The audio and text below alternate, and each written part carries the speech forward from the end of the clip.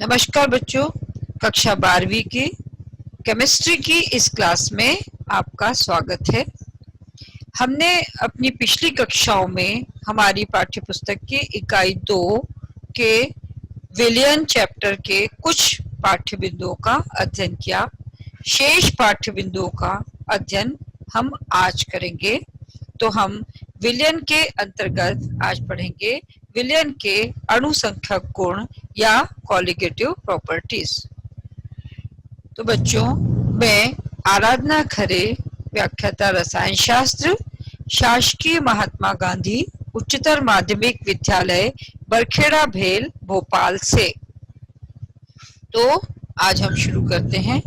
आज हम पढ़ेंगे सबसे पहले वाष्प दाब, वाष्प दाब अवनमन, क्वथनांक उन्नयन, हिमांक अवनमन और परासरण दाब।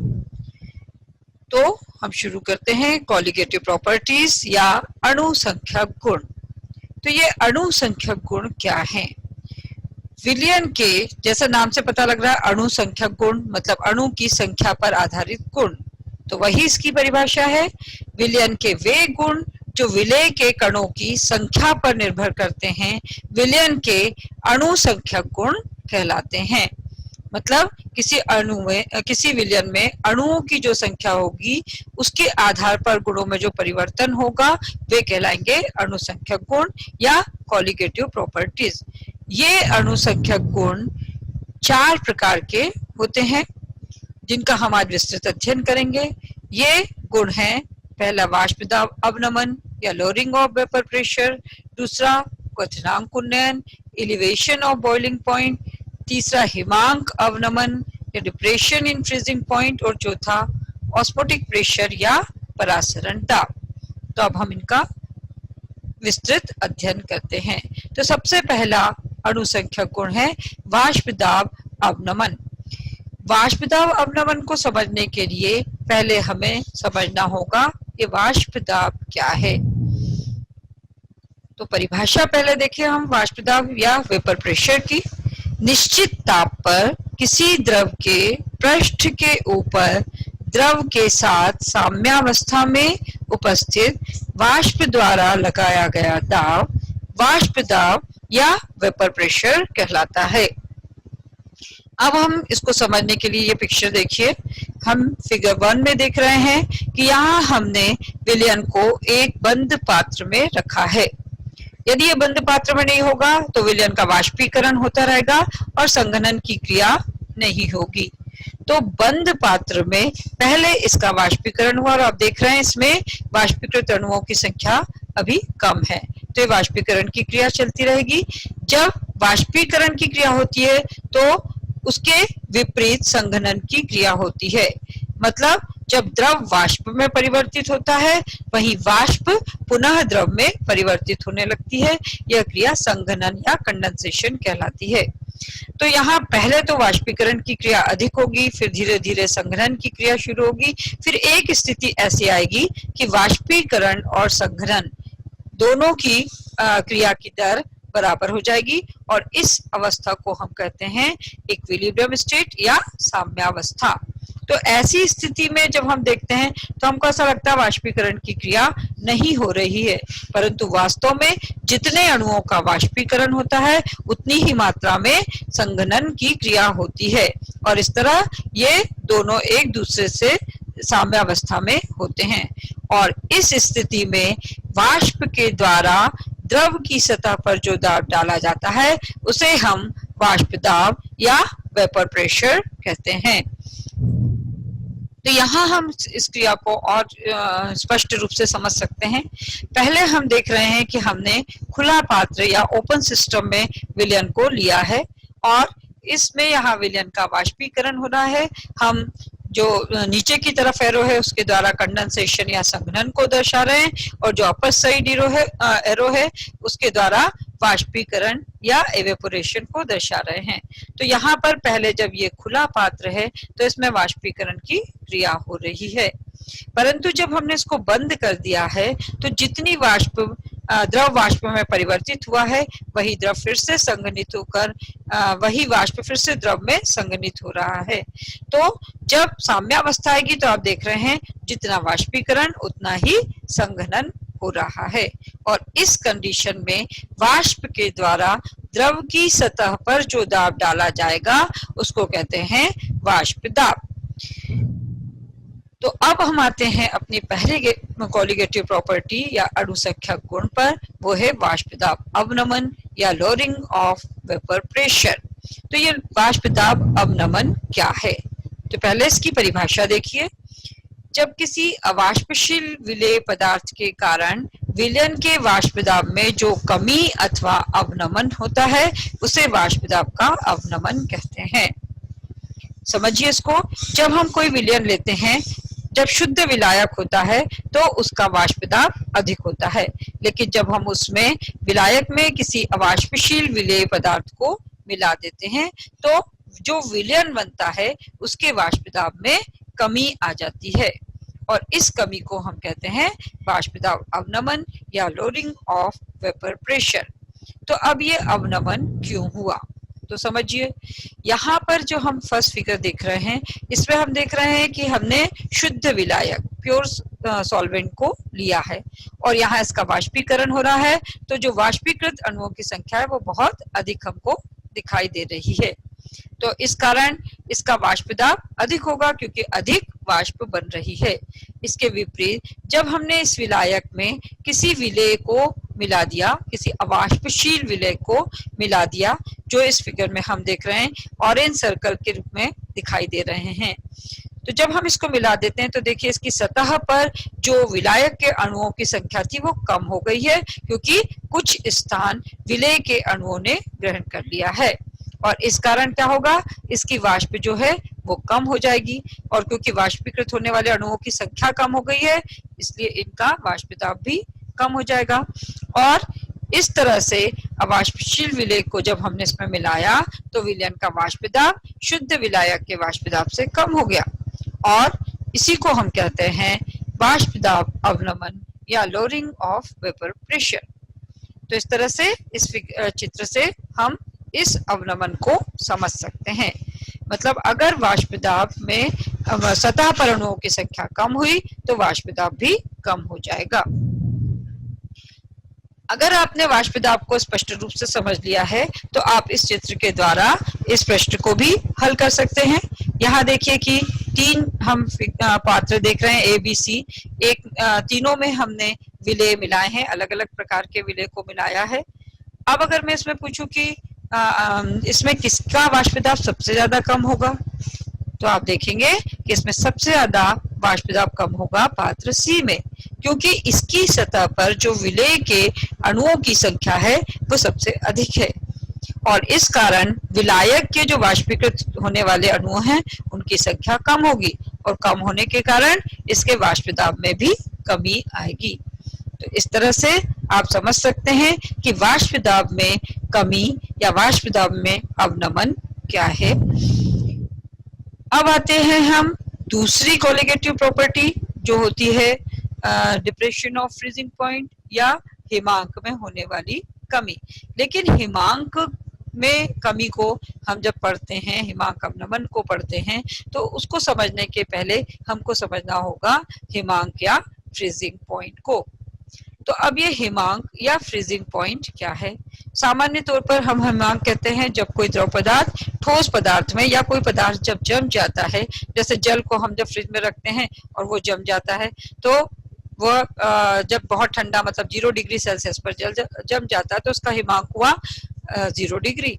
तो इस तरह से किसी भी पदार्थ को जब द्रव अवस्था से वह ठोस अवस्था में परिवर्तित होता है या जमता है उसे हम उसका हिमांक कहते हैं।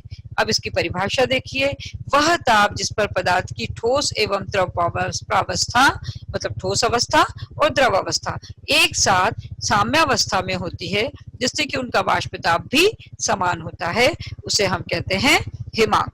मतलब वह ताप जिस पर कि उसकी द्रव और ठोस अवस्था दोनों साम्यावस्था में हो। जैसे अपने वाष्प दाब में पढ़ा था कि इसमें क्या था कि द्रव और वाष्प साम्यावस्था में थे, यहाँ पर क्या है ठोस कि ठोस और द्रव साम्यावस्था में हैं। और ऐसी स्थिति में जब ये दोनों साम्यावस्था में हैं तब पदार्थ जम जाएगा और इसको हम कहेंगे हिमांक या फ्रीजिंग पॉइंट। अब इसकी कॉलिगेटिव प्रॉपर्टीज जिसको हम कहते हैं हिमांक अवनमन।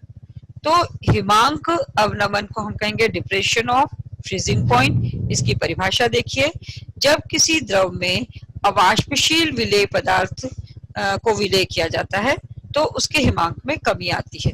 तो परिभाषा क्या बनेगी, किसी द्रव में अवाष्पशील पदार्थ विलेय करने पर उसके हिमांक में जो कमी अथवा अवनमन होता है उसे हिमांक अवनमन या डिप्रेशन ऑफ फ्रीजिंग पॉइंट कहते हैं। मतलब यदि हमने किसी विलयन में किसी विलेय को मिला दिया तो निश्चित है कि उसका वाष्प दाब कम हो जाएगा, और वाष्प दाब कम होगा तो क्या होगा, पदार्थ जल्दी जम जाएगा, और जल्दी जमा मतलब उसका हिमांक कम हो गया है, और हिमांक कम होने के हिमांक उसका कम हो जाएगा, जिसे हम कहते हैं डिप्रेशन ऑफ फ्रीजिंग पॉइंट। अब हम इस फिगर से देखें कि हमने यहाँ पर 2 आइस क्यूब लिए और इस पर हमने जब नमक डाला तो हमने इसको दिखाया कि एक आइस क्यूब के ऊपर अम्ब्रेला है तो ये नमक इसके ऊपर नहीं आया और इसके हिमांक पर कोई फर्क नहीं पड़ा। लेकिन दूसरी ड्रॉप के ऊपर जो नमक गिर रहा है मतलब विलेय इसमें मिल रहा है तो उसके कारण उसके हिमांक में कमी आ गई, मतलब और कम ताप पर वो जमेगा, तो इस टेम्परेचर पर वो पिघलना शुरू कर देगा। तो इस तरह से हम किसी भी द्रव में जब अवाष्पशील पदार्थ को विलेय करते हैं तो उसके हिमांक में कमी आती है और इसे हम कहते हैं डिप्रेशन ऑफ फ्रीजिंग पॉइंट या हिमांक अवनमन। तो ऐसा क्यों हो रहा है, तो ये परिभाषा हम फिर से देखें, जब किसी विलायक में अवाष्पशील पदार्थ मिलाया जाता है तो उसका वाष्प दाब कम हो जाता है।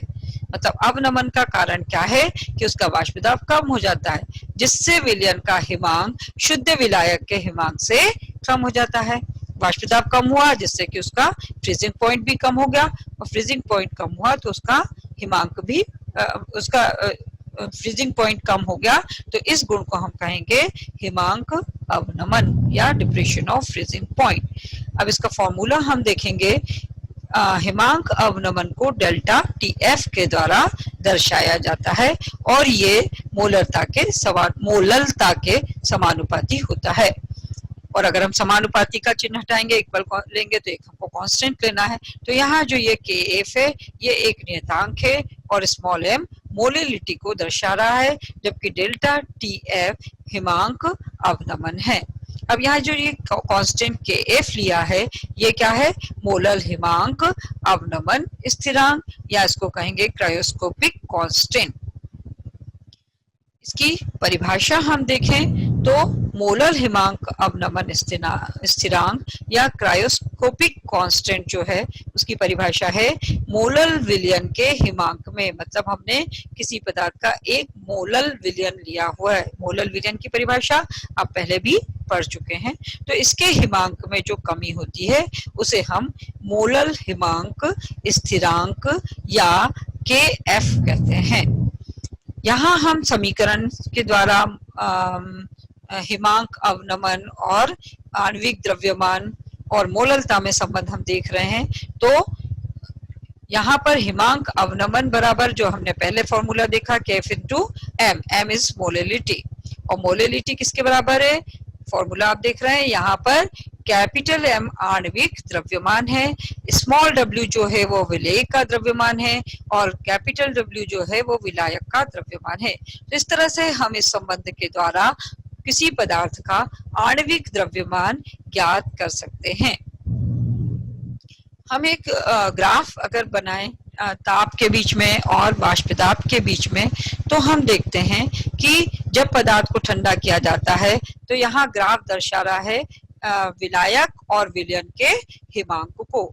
तो यहाँ आप देख रहे हैं कि जो विलयन है उसका हिमांक कम है और जो शुद्ध विलायक है उसका हिमांक अधिक है।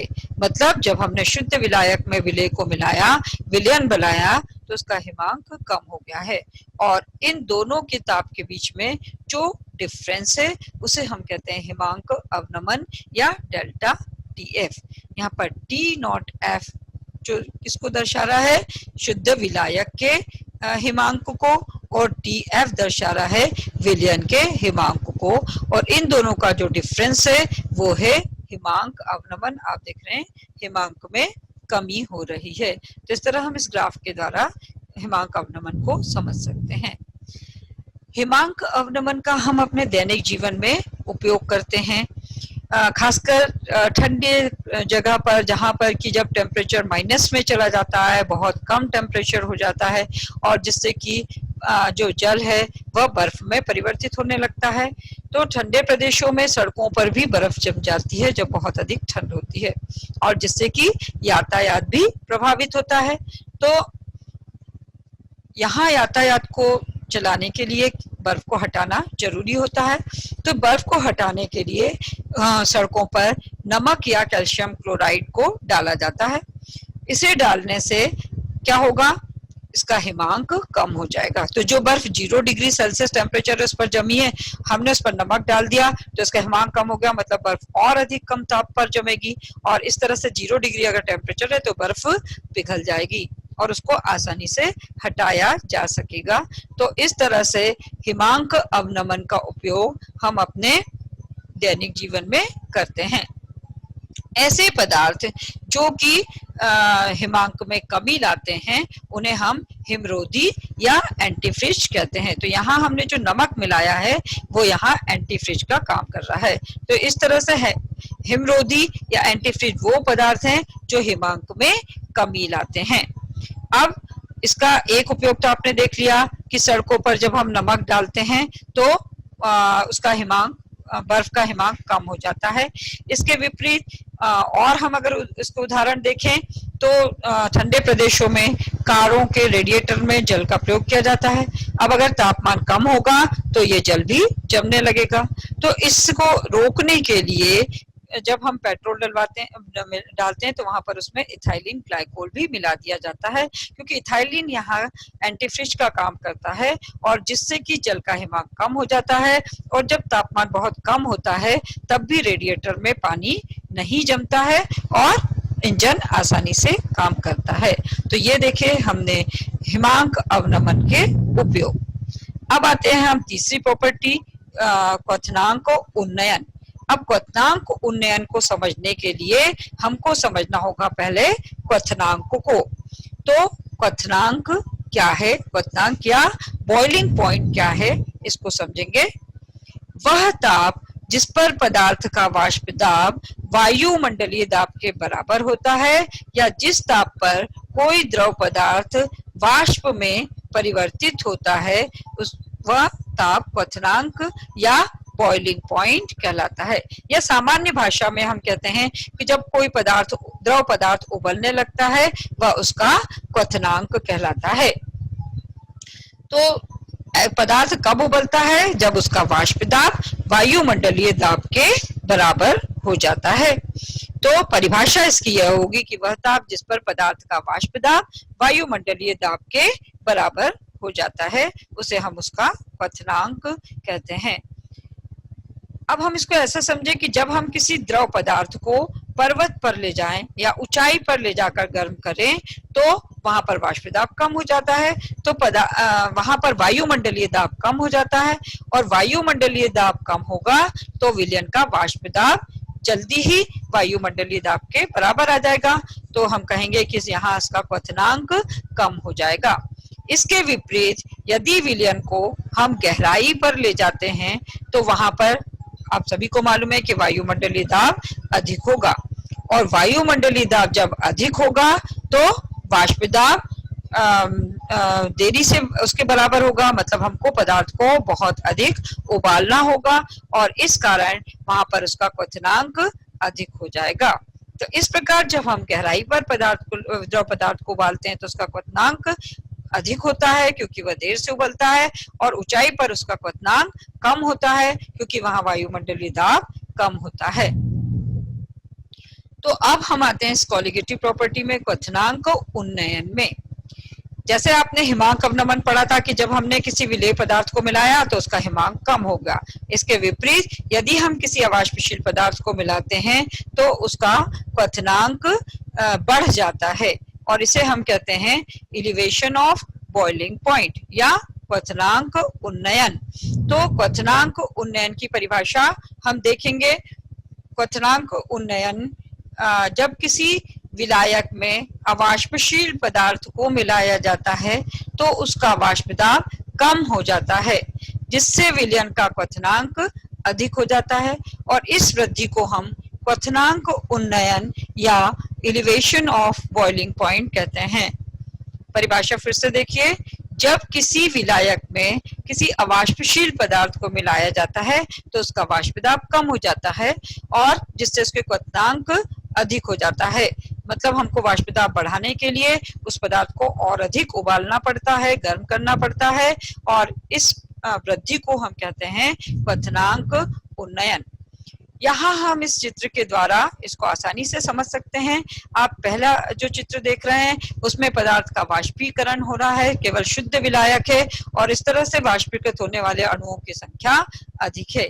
जबकि दूसरे चित्र में हम देख रहे हैं कि हमने विलायक में विलेय को, अवाष्पशील विलेय को मिला दिया है, और इस अवाष्पशील विलेय को मिलाने से इसके वाष्पीकृत होने वाले अणुओं की संख्या कम हो गई है, क्योंकि सतह पर विलेय के अणु आ गए हैं और इस तरह से इसमें विलेय की संख्या, वाष्पीकरण की संख्या कम हो गई है, वाष्पीकृत होने वाले अणुओं की संख्या भी कम हो गई है। तो या इस तरह से क्वथनांक में वृद्धि होगी। हम इसके लिए ग्राफ देखते हैं कि यदि हम वाष्प दाब और ताप में ग्राफ खींचते हैं तो यहाँ पर आप देख रहे हैं कि जो ऑरेंज कलर का ग्राफ है वो विलायक के क्वथनांक को, और जो ब्लू कलर का ग्राफ है वह विलयन के क्वथनांक को दर्शा रहा है। आप देख रहे हैं कि यहाँ पर विलायक का जो क्वथनांक है वह विलायक का क्वथनांक जो आप देख रहे हैं वो कम है और विलयन का क्वथनांक जो आप देख रहे हैं वह अधिक है। तो इस तरह से अगर हम T नॉट B के द्वारा दर्शा रहे हैं तो ये है विलायक का क्वथनांक और TB जो दर्शा रहे हैं वो है विलयन का क्वथनांक, और इन दोनों का जो डिफरेंस डेल्टा TB है वह क्वथनांक उन्नयन को दर्शा रहा है, एलिवेशन ऑफ बॉइलिंग पॉइंट को दर्शा रहा है। यदि हम T नॉट B को शुद्ध विलायक का क्वथनांक कहें और TB को विलयन का क्वथनांक कहें तो क्वथनांक उन्नयन को इस सूत्र के द्वारा दर्शाया जा सकता है, delta TB is equal to TB minus T naught B। मतलब विलयन के क्वथनांक में से यदि हम विलायक के क्वथनांक को माइनस करें तो हमें क्वथनांक उन्नयन प्राप्त होता है। क्वथनांक उन्नयन विलयन में उपस्थित विलेय की मोललता के समानुपाती होता है, जो भी विलेय उसकी मोललता के समानुपाती होता है। और यहाँ पर अब हम इस सूत्र को इस संबंध के द्वारा दर्शा सकते हैं, delta TB is equal to KB into M। यहाँ KB क्या है? मोलल उन्नयन स्थिरांक, और M क्या है? मोललता, विलेय की मोललता। अब हम मोलल उन्नयन स्थिरांक को समझें। मोलल उन्नयन स्थिरांक, जिसे हम इबिलियोस्कोपिक कांस्टेंट भी कहते हैं, इसकी परिभाषा देखिए। मोलल विलयन के क्वथनांक, मतलब एक विलयन जो मोलल विलयन है उसके क्वथनांक में जो वृद्धि होती है उसे हम कहते हैं मोलल उन्नयन स्थिरांक। और इसका हम सूत्र देखें, डेल्टा TB जो ये क्या है? क्वथनांक उन्नयन है, और इसके द्वारा हम किसी भी पदार्थ का मोलर द्रव्यमान ज्ञात कर सकते हैं। यहाँ पर जो ये M2 है वह मोलर द्रव्यमान है। तो इस प्रकार से हम इस सूत्र के द्वारा किसी पदार्थ का मोलर द्रव्यमान ज्ञात कर सकते हैं। अब आते हैं हम लास्ट कॉलिगेटिव प्रॉपर्टी परासरण पर। परासरण या ऑस्मोसिस, परासरण आप इस शब्द से पहले भी परिचित हैं, आपने पिछली कक्षाओं में इसके बारे में पढ़ा है। तो परासरण देखिए, परासरण कब होता है? जब हम दो विलायक और विलयन को अर्धपारगम्य झिल्ली से पृथक करें, या दो अलग अलग सांद्रता वाले विलयनों को अर्धपारगम्य झिल्ली से पृथक करें। तो ऐसी स्थिति में विलायक के कण कम सांद्र विलयन से अधिक सांद्र विलयन की ओर गति करते हैं, और इस क्रिया को हम कहते हैं परासरण। यहाँ पर आपने देखा ये विलायक है, ये विलयन है, और ये बीच में अर्धपारगम्य झिल्ली है। अर्धपारगम्य झिल्ली मतलब वह झिल्ली जिसमें से केवल विलायक के कण आर पार जाते हैं लेकिन विलेय के नहीं जाते, ऐसी झिल्ली को हम अर्धपारगम्य झिल्ली कहते हैं। यह अर्धपारगम्य झिल्ली जैविक झिल्ली भी हो सकती है, जो कि पादप या जंतु कोशिकाएं होती हैं, या फिर रासायनिक झिल्ली होती है, जैसे पोटेशियम फेरोसाइनाइड की झिल्ली, उसको हम रासायनिक झिल्ली कहते हैं, और ये अर्धपारगम्य झिल्ली की तरह ही कार्य करती है। तो इस तरह से परासरण की अगर हम परिभाषा देखें तो परासरण वह क्रिया है जिसमें अर्धपारगम्य झिल्ली द्वारा पृथक किए गए विभिन्न सांद्रता वाले दो घोलों या दो विलयन में जल अथवा किसी विलायक के अणुओं का विसरण कम सांद्रता वाले घोल से अधिक सांद्रता वाले घोल की ओर होता है। मतलब जब हमने दो विलयन अलग अलग अर्धपारगम्य झिल्ली से पृथक किए हैं, तो विलायक के कण कम सांद्र विलयन से अधिक सांद्र विलयन की ओर गमन करेंगे, और इस क्रिया को हम कहते हैं परासरण। तो यहाँ विलायक कहाँ से चलेगा? जहां विलायक की मात्रा ज्यादा होगी वहां से वह उस दिशा में चलेगा जहां विलायक की मात्रा कम होगी। मतलब कम सांद्र विलयन से अधिक सांद्र विलयन की ओर विलायक के कण चलते हैं, और यह क्रिया परासरण कहलाती है। परासरण दो प्रकार के होते हैं, अंतः परासरण और बाह्य परासरण। आप इस क्रिया से परिचित होंगे, फिर भी हम इसका एक रिवीजन कर लेते हैं। अंतः परासरण मतलब एंडोऑस्मोसिस। आपने देखा होगा कि जब हम किशमिश को पानी में रख देते हैं तो वो फूल जाती है। कारण क्या है? किशमिश के अंदर का विलयन सांद्र है और बाहर का विलयन तनु है। तो क्या होगा? विलायक के कण मतलब पानी किशमिश के अंदर प्रवेश करेंगे तो किशमिश फूल जाएगी, और यह क्रिया कहलाएगी एंडोऑस्मोसिस या अंतः परासरण। इसके विपरीत वही किशमिश अगर हम चाशनी में रख देते हैं तो यह किशमिश क्या होगी? सिकुड़ जाएगी, श्रिंक हो जाएगी। कारण क्या है कि यहाँ पर जब किशमिश के अंदर का विलयन बाहर के विलयन की तुलना में तनु है, और क्या होगा? उसके अंदर जो जल है वो बाहर की ओर जाने लगेगा, और इस तरह से किशमिश सिकुड़ जाएगी। तो यह एग्जाम्पल है एक्सोऑस्मोसिस का या बही परासरण का। तो इस तरह से परासरण के दो प्रकार होते हैं, एक होता है एंडोऑस्मोसिस और एक होता है एक्सोऑस्मोसिस। यहाँ आप देख रहे हैं कि किशमिश जब जल में रखी तो फूल गई, लेकिन चाशनी में रखी तो वह सिकुड़ जाती है। यहाँ हम इस चित्र के द्वारा परासरण को और अधिक रूप से स्पष्ट कर सकते हैं। यहाँ आप देख रहे हैं कि ये विलयन है और ये विलायक है, और इस तरह से विलायक का जो सांद्रता है वह लोअर कॉन्सेंट्रेशन पर है, कम सांद्रता पर है। ये विलयन कम सांद्र है, और जो विलयन है जिसमें विलय घुला है उसकी सांद्रता अधिक है, और इसको हमने अर्धपारगम्य झिल्ली के द्वारा पृथक किया है। तो ऐसी स्थिति में विलायक के कण विलयन में प्रवेश करेंगे, क्योंकि जो विलायक है वो कम सांद्र है और विलयन की सांद्रता विलायक की तुलना में अधिक है। या ये मान लें कि ये तनु विलयन है, सांद्र विलयन है, तो तनु विलयन से विलायक के कण सांद्र विलयन में प्रवेश करेंगे, और इस कारण इसका तल आप देख रहे हैं कि कम हो गया है, क्योंकि यहाँ के अणु जो हैं वह विलयन में प्रवेश कर रहे हैं। तो यह क्रिया कहलाती है ऑस्मोसिस या परासरण। तो इस तरह हमने परासरण का अध्ययन किया, इसके दो प्रकारों का अध्ययन किया। अब इसके बाद के नेक्स्ट जो पाठ्य बिंदु है उनका अध्ययन हम अगली कक्षा में करेंगे।